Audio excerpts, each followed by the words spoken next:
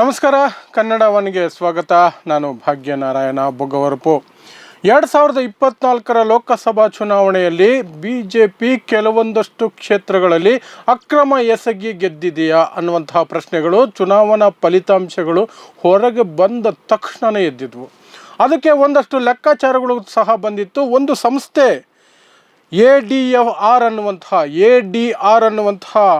ಸಂಸ್ಥೆ ಒಂದಷ್ಟು ಅಂಕಿಅಂಶಗಳನ್ನು ಸಹ ಆಧಾರ ಸಮೇತವಾಗಿ ಹೊರಗಿಟ್ಟಿತ್ತು. ಆ ಅಂಕಿಅಂಶಗಳನ್ನು ಸಹ ನಾನು ಹೇಳ್ತೀನಿ. ಅದಕ್ಕಿಂತ ಮೊದಲು ಅಲ್ಲಿ ಅಕ್ರಮಗಳು ನಡೆದಿತ್ತು ಅನ್ನೋದಕ್ಕೆ ಇರುವಂತಹ ಉದಾಹರಣೆಗಳು ಎಲ್ಲವನ್ನು ನೋಡೋಣ. ಮತ್ತು ಈಗ ಯಾಕೆ ಅದನ್ನು ನೋಡ್ತಾ ಇದ್ದೀವಿ, ಅದರ ಬಗ್ಗೆ ನಾನು ಯಾಕೆ ಈಗ ಚರ್ಚೆ ಮಾಡ್ತಾ ಇದ್ದೀನಿ ಅಂತಂದರೆ, ನಿನ್ನೆ ಒಂದು ವಿಡಿಯೋ ಹೊರಗೆ ಬಂದಿದೆ ಮಧ್ಯಪ್ರದೇಶದಿಂದ. ಅದರಲ್ಲಿ ಸ್ಪಷ್ಟವಾಗಿ BJP ಅಕ್ರಮ ಮಾರ್ಗದಲ್ಲಿ ಒಂದಷ್ಟು ಸೀಟುಗಳನ್ನು ಗೆದ್ದಿದೆ.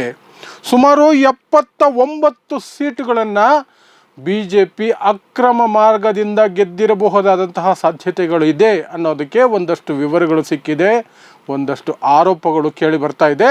ಮತ್ತು ಇದು ಆನ್ ರೆಕಾರ್ಡ್ ವಿಡಿಯೋನಲ್ಲಿ BJP ಕಾರ್ಯಕರ್ತ BJP ಸಂಸದೆಯ ಮುಂದೆ ಹೇಳ್ತಾ ಇರುವಂತಹ ಸತ್ಯದ ಮಾತುಗಳು ಅಂತ ನಾವು ಪರಿಗಣಿಸಬೇಕಾಗತ್ತೆ. ಯಾಕಂದರೆ ಇದು ನೇರವಾಗಿ ಸಂಸದೆಗೆ ಕಾರ್ಯಕರ್ತ ಹೇಳ್ತಾ ಇರೋದು. ಹಾಗಾದರೆ ಏನು ವಿಚಾರ ಇದು ಅಂತ ನೋಡೋದಾದರೆ, ಮಧ್ಯಪ್ರದೇಶದಲ್ಲಿ ಲತಾ ವಾಂಖಡೆ ಅನ್ನುವಂತಹ MP ಒಬ್ಬರಿದ್ದಾರೆ, ಮಹಿಳಾ ಸಂಸದೆ, ಮಧ್ಯಪ್ರದೇಶದ ಒಂದು ಕ್ಷೇತ್ರದ MP.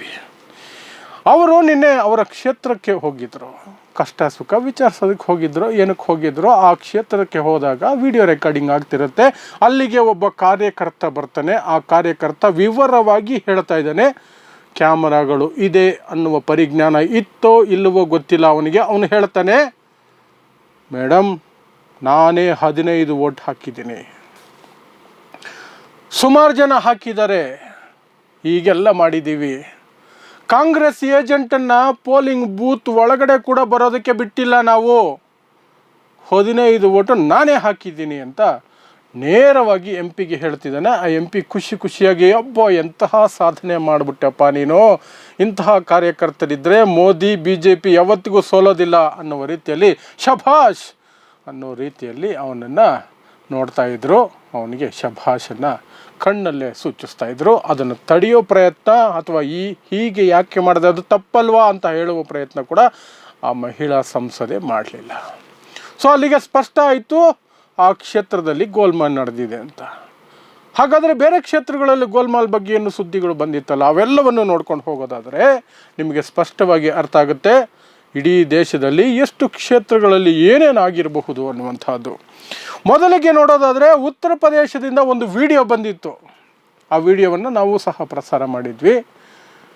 ಒಬ್ಬ ಅಪ್ರಾಪ್ತ ಹುಡುಗ 7 ಕಡೆ ಮತದಾನ ಮಾಡ್ತಾನೆ. 7 ಕಡೆ ವಿಡಿಯೋ ಮಾಡ್ತಾನೆ. ವಿಡಿಯೋದಲ್ಲಿ ಇದು ಮೊದಲನೇ ಮತ ಇಲ್ಲಿ ಹಾಕ್ತಿದ್ದೀನಿ, ಇದು 2ನೇ ಮತ ಇಲ್ಲಿ ಹಾಕ್ತಿದ್ದೀನಿ ಅಂತ ಅವನು ವಿಡಿಯೋ ಮಾಡಿ 7 ಕಡೆ ಮತದಾನ ಮಾಡಿರ್ತಾನೆ. 7 ಕಡೆ ಒಂದು ಹುಡುಗ, ಅದು ಅಪ್ರಾಪ್ತ ಹುಡುಗ, ವೋಟಿಂಗ್ ರೈಟ್ಸೇ ಇಲ್ಲ ಅವನಿಗೆ, 18 ವರ್ಷನೂ ತುಂಬಿಲ್ಲ ಅವನಿಗೆ.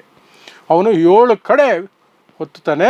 ಪ್ಲಸ್ ಯಾರಿಗೆ ಒತ್ತಿದ್ದೀನಿ ಮತ ಅಂತ ಕೂಡ ವಿಡಿಯೋದಲ್ಲಿ ತೋರಿಸ್ತಾನೆ. ಅದು BJPಗೆ ಒತ್ತಿರ್ತಾನೆ.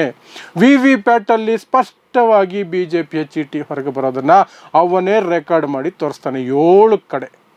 ಅದು ಒಂದು. ಇನ್ನೊಂದು, ಗುಜರಾತ್ನಲ್ಲಿ ಮತದಾನ ಮಾಡಬೇಕಾದ್ರೆ ಒಬ್ಬ ವ್ಯಕ್ತಿ ತನ್ನ ಮಗನ ಕೈಯಲ್ಲಿ ಓಟ್ ಹಾಕ್ಸ್ತಾನೆ. ಚಿಕ್ಕ ಹುಡುಗ, ಅವನ ಕೈಯಲ್ಲಿ ಓಟ್ ಹಾಕಿಸಿ ಅದನ್ನು ವಿಡಿಯೋ ಮಾಡ್ತಾನೆ. ಅಂದರೆ ಮತಗಟ್ಟೆ ಅಧಿಕಾರಿಗಳು ಎಷ್ಟು ಲೀನಿಯನ್ಸಿ ಆಗಿದ್ದರು ಅನ್ನೋದಕ್ಕೆ ಅದು ಒಂದು ಉದಾಹರಣೆ ಆಗುತ್ತೆ. ಇನ್ನೊಂದು ಕಡೆ ಅಸೋಸಿಯೇಷನ್ ಆಫ್ ಡೆಮೊಕ್ರಾಟಿಕ್ ರಿಫಾರ್ಮ್ಸ್ ಅನ್ನುವಂತಹ ಸಂಸ್ಥೆ ಒಂದು ವರದಿಯನ್ನು ಬಿಡುಗಡೆ ಮಾಡುತ್ತೆ. ಆ ವರದಿಯ ಪ್ರಕಾರ 538 ಕ್ಷೇತ್ರಗಳಲ್ಲಿ ವೋಟುಗಳ ಲೆಕ್ಕಾಚಾರ ತಾಳೆಯಾಗಿಲ್ಲ. ಚುನಾವಣಾ ಆಯೋಗ ಹೇಳಿದ ಮತಗಳಿಗೂ ಫೈನಲ್ ಫಿಗರ್ ಅಂತ ಕೊಟ್ಟರಲ್ಲ, ಆರಂಭದಲ್ಲಿ ಕೊಟ್ಟು ತಿದ್ದಿದ್ದು ಆಯಿತು, ಮತ್ತೆ ಫೈನಲ್ ಫಿಗರ್ ಅಂತ ಕೊಟ್ಟರಲ್ಲ, ಆ ಫಿಗರ್ಗಳಿಗೂ ಮತ ಎಣಿಕೆ ದಿನ ಸಿಕ್ಕಂತಹ ಮತಗಳಿಗೂ ಟ್ಯಾಲಿ ಆಗಿಲ್ಲ ಅನ್ನುವಂಥ ಕ್ಷೇತ್ರಗಳು 538 ಅಂತೆ. 542ರಲ್ಲಿ 4 ಕ್ಷೇತ್ರ ಬಿಟ್ಟು 538 ಕ್ಷೇತ್ರಗಳಲ್ಲಿ ಟ್ಯಾಲಿ ಆಗಿಲ್ಲ, ತಾಳೆ ಆಗಿಲ್ಲ ಅಂತ ಅಸೋಸಿಯೇಷನ್ ಆಫ್ ಡೆಮೊಕ್ರೆಟಿಕ್ ರಿಫಾರ್ಮ್ಸ್ ಅನ್ನುವಂತಹ ಸಂಸ್ಥೆ ಚಾಲೆಂಜ್ ಮಾಡಿದೆ, ವರದಿ ಬಿಡುಗಡೆ ಮಾಡಿದೆ. ಅದರ ಪ್ರಕಾರ 362 ಸೀಟುಗಳಲ್ಲಿ ಸುಮಾರು 5.5 ಕೋಟಿ ಮತಗಳು ಕಡಿಮೆ ಲೆಕ್ಕ ಸಿಕ್ಕಿದೆ. ಚುನಾವಣಾ ಆಯೋಗ ಹೇಳಿದ ಮತಗಳಿಗಿಂತ ಮತದಾನ ಮುಗಿದ ನಂತರ ಒಂದು ನಂಬರ್ ಕೊಟ್ಟರು, ಅದಾದಮೇಲೆ ಸಾಕಷ್ಟು ಸಲ ಆ ನಂಬರನ್ನು ಬದಲಾಯಿಸ್ಕೊಂಡು ಬಂದರು. ಕೊನೆಗೊಂದು ನಂಬರ್ ಕೊಟ್ಟು ಇದೇ ಫೈನಲ್ ನಂಬರ್, ಇದೇ ಕೌಂಟಿಂಗ್ ಆಗುತ್ತೆ ಅಂದರು. ಆ ನಂಬರ್ ಕೂಡ ಕೌಂಟಿಂಗ್ ದಿನ ಟ್ಯಾಲಿ ಆಗಲಿಲ್ಲ. ಆನಂತರ ಇನ್ನು 176 ಕ್ಷೇತ್ರಗಳಲ್ಲಿ 35,000 ಮತಗಳು ಹೆಚ್ಚಿಗೆ ಬಂದವು. 35,000 ಮತಗಳು ಹೆಚ್ಚಿಗೆ ಬಂದವು. ಹಾಗಾಗಿ ಸುಮಾರು 4.65 ಕೋಟಿ ಮತಗಳು ತಾಳೆ ಆಗಿಲ್ಲ. ಮತ ಎಣಿಕೆಗೂ ಮತದಾನದ ನಂತರ ಚುನಾವಣಾ ಆಯೋಗ ಕೊಟ್ಟಂತಹ ಸಂಖ್ಯೆಗಳಿಗೂ 4.65 ಕೋಟಿ ಮತಗಳ ಅಂತರ ಇತ್ತು ಅಂತ. ಇನ್ನೊಂದು ಅವರ ಪ್ರಕಾರ ಈ ಅಂತರದ ಮೂಲಕ 79 ಸೀಟುಗಳಲ್ಲಿ ಗೋಲ್ಮಾಲ್ ನಡೆದಿದೆ. ಮತ್ತು ಗೋಲ್ಮಾಲ್ ನಡೆದಿದೆ, ಅಬ್ಸಲ್ಯೂಟಾಗಿ ಟ್ಯಾಲಿನೇ ಆಗ್ತಿಲ್ಲ ಅನ್ನುವಂತಹ 79 ಸೀಟುಗಳಲ್ಲಿ ಎಲ್ಲ ಸೀಟುಗಳನ್ನು ಸಹ BJPನೇ ಗೆದ್ದುಕೊಂಡಿದೆ. ಇವರು ಆರೋಪ ಮಾಡ್ತಿರುವಂತಹ 79 ಸೀಟುಗಳಲ್ಲಿ ಪಕ್ಕ ಗೋಲ್ಮಾಲ್ ಆಗಿದೆ. ಸಣ್ಣ ಪುಟ್ಟ ಅಂತರ ಇಲ್ಲ, ದೊಡ್ಡ ಅಂತರ ಇದೆ ಅಂತ ಹೇಳುವಂತಹ ಸೀಟುಗಳಲ್ಲಿ 71 ಸೀಟುಗಳನ್ನು ಇವರು ಪಟ್ಟಿ ಮಾಡ್ತಾರೆ. ಆ 79 ಸೀಟುಗಳಲ್ಲಿ BJPನೇ ಗೆಲುವನ್ನು ಸಾಧಿಸಿದೆ. ಸೊ ಚುನಾವಣಾ ಅಕ್ರಮಗಳು ನಡೆದಿರಬಹುದಂತ. ಇಲ್ಲ, ಈ ರೀತಿಯಾದಂಥ ವರದಿಗಳು ಬರ್ತಾನೆ ಹೋಗ್ತವೆ. ಇದಕ್ಕೆಲ್ಲ ಯಾರು ಕೇರ್ ಮಾಡ್ತಾರೆ? ಚುನಾವಣಾ ಆಯೋಗ ನಮ್ಮಲ್ಲಿ ವೀಕ್ ಇಲ್ಲ, ಸ್ವತಂತ್ರವಾಗಿದೆ, EVMನ ಹ್ಯಾಕ್ ಮಾಡೋಕ್ಕೆ ಸಾಧ್ಯನೇ ಇಲ್ಲ, ಅದು ಮಾಡೋಕ್ಕೆ ಸಾಧ್ಯ ಇಲ್ಲ ಅಂತ ವಾದ ಮಾಡೋರಿಗೆ ಕೊನೆಯದಾಗಿ ಇನ್ನೊಂದು ಉದಾಹರಣೆ ಕೊಟ್ಬಿಡ್ತೀನಿ. ವಾರಣಾಸಿಯಿಂದ ನರೇಂದ್ರ ಮೋದಿ ಆರಂಭದಲ್ಲಿ ಹಿನ್ನಡೆಯಲ್ಲಿದ್ದರು. ಕೊನೆ ಸುತ್ತಿನ ಮತ ಎಣಿಕೆ ಸಂದರ್ಭದಲ್ಲಿ ದಿಢೀರಂತ ಮುನ್ನೆಲೆಗೆ ಬಂದು 1.5 ಲಕ್ಷಗಳ ಅಂತರದಿಂದ ಗೆದ್ದುಬಿಟ್ರು.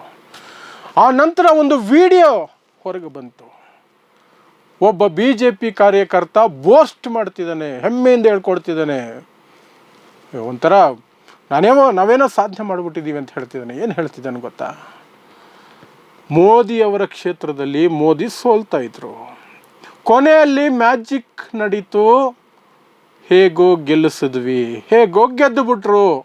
ಇದು ಆನ್ ರೆಕಾರ್ಡ್ ವಿಡಿಯೋದಲ್ಲಿ ಆ ಯುವಕ ಹೇಳ್ತಾ ಇರುವಂತಹದ್ದು, BJPಯ ಕಾರ್ಯಕರ್ತ ಹೇಳ್ತಾ ಇರುವಂತಹ ಮಾತು. ಮೋದಿ ಹೇಗೆ ಗೆದ್ದರು ಅನ್ನೋದಕ್ಕೆ ಅವನು ಹೇಳಿದಂಥ ಮಾತಿದು. ಸೊ ಅಲ್ಲಿಗೆ 79 ಸೀಟುಗಳಲ್ಲಿ ಅಕ್ರಮ ನಡೆದಿರೋದು ನಿಜನೇ. ಆದರೆ 240 ಇರುವಂತಹ BJPಯ ಸಂಖ್ಯೆ ಎಲ್ಲಿಗೆ ಬರುತ್ತೆ ನೀವೇ ಯೋಚನೆ ಮಾಡಿ. 269 ಅಥವಾ 261ಕ್ಕೂ ಬರುತ್ತೆ. 161ಕ್ಕೆ ಬಂದು ಕೂತ್ಕೋಬೋದು. ಅಥವಾ NDAದೇ 79 ಸೀಟು ಅಂತ ಇಟ್ಕೊಂಡ್ರೆ 293 NDA ನಂಬರ್. 293ರಲ್ಲಿ 79 ತೆಗೆದುಬಿಟ್ರೆ 210ರ ಆಸ್ಪಾಸ್ ಬಂದು ಕೂತ್ಕೊಳ್ತಾರೆ. 210 NDA 62 ಸೀಟು ಬೇಕಾಗಿರ್ತಿತ್ತು ಅವಾಗ. ಬಹುಮತದಿಂದ ದೂರ ಉಳಿತಿದ್ರು. ಇಂಡಿಯಾ ಒಕ್ಕೂಟ ಸರ್ಕಾರ ರಚನೆ ಮಾಡ್ತಾ ಇತ್ತು. 210 NDAಗೆ ಬಂದರೆ 230 ಚಿಲ್ಲರೆ 330 ಚಿಲ್ಲರೆ ಇಂಡಿಯಾ ಒಕ್ಕೂಟಕ್ಕೆ ಬಂದಿರೋದು. 300 ಗಡಿ ಅಂತೂ ಇಂಡಿಯಾ ಒಕ್ಕೂಟ ದಾಟಿರೋದು. ಈ ಆರೋಪಗಳು ನಿಜನೇ ಆಗಿದ್ದಾರೆ. ನಿಜ ಅನ್ನೋದಕ್ಕೆ ಸಾಕಷ್ಟು ಉದಾಹರಣೆಗಳೆಲ್ಲವೂ ಕೂಡ ಪುಷ್ಟಿ ಕೊಡ್ತಾ ಹೋಗ್ತವೆ. ಸೊ ಚುನಾವಣೆಗಳು ಹೇಗೆ ನಡೆದವು, ಮೋದಿಯವರು ಹೀಗೇನಾ ಗೆದ್ದಿದ್ದು, BJP ಹೀಗೇನಾ ಗೆದ್ದಿದ್ದು ಅನ್ನೋ ಪ್ರಶ್ನೆ ನಿರಂತರವಾಗಿ ಉಳ್ಕೊಳ್ಳುತ್ತೆ. ಈ ಎಲ್ಲ ಘಟನೆಗಳು ಪ್ಲಸ್ ಈ ADR ಅನ್ನುವಂತಹ ಸಂಸ್ಥೆ ನೀಡಿರುವಂತಹ ವರದಿ ಅದು ಆರೋಪಿ ಸ್ಥಾನದಲ್ಲಿ ಮೋದಿಯವರನ್ನು ನಿಲ್ಲಿಸುತ್ತೆ, NDAನೂ ನಿಲ್ಲಿಸುತ್ತೆ, ಚುನಾವಣಾ ಆಯೋಗವನ್ನು ನಿಲ್ಲಿಸುತ್ತೆ, BJPನೂ ನಿಲ್ಲಿಸುತ್ತೆ. ನೋಡ್ತಾ ಇರಿ ಸಮಾಜಕ್ಕಾಗಿ ಕನ್ನಡ 1 ನ್ಯೂಸ್. ನಮಸ್ಕಾರ.